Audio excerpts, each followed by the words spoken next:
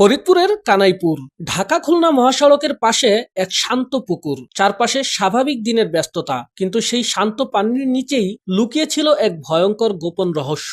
গোপন গোয়েন্দা তথ্য পায় আইন শৃঙ্খলা বাহিনী। এই পুকুরে মজুত করে রাখা হয়েছে অস্ত্র ও গোলাবারুদ। শনিবার সকাল 11টা এলাকা জুড়ে শুরু হয় অভিযান। পুকুর পার ঘিরে ফেলে সেনাবাহিনী, সঙ্গে পুলিশ, বিজিবি ও ফায়ার সার্ভিস।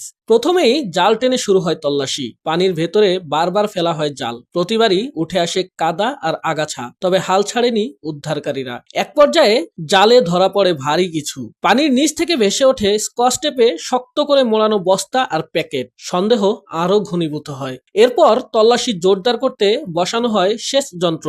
ধীরে ধীরে কমতে থাকে পানির স্তর, উন্মোচিত হতে থাকে পুকুরের তলদেশ। আর তখনই মিলতে থাকে একের পর এক অস্ত্র। 4টি বিদেশি পিস্তল, 2টি সিঙ্গেল ব্যারেল পাইপ গান, 16 রাউন্ড পিস্তলের গুলি, 2টি কার্তুজ, সঙ্গে প্রায় 100টি ধারালো অস্ত্র, 8টি চাইনিজ কুড়াল, এমনকি সরকির ধারালো অংশ।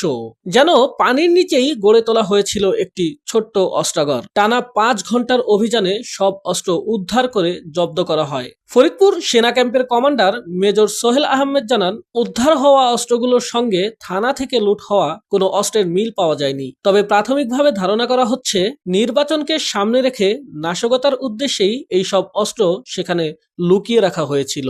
অভিযানের খবরে এলাকায় ছড়িয়ে পড়ে চাঞ্চল্য ও আতঙ্ক। শান্ত পুকুরের বুক থেকে উঠে এলো এক অশান্তির বার্তা। উদ্ধার হওয়া অস্ত্র জব্দ করে চলছে তদন্ত ও আইনগত প্রক্রিয়া। ফরিদপুর থেকে মোহাম্মদ সাকিবুল ইসলাম।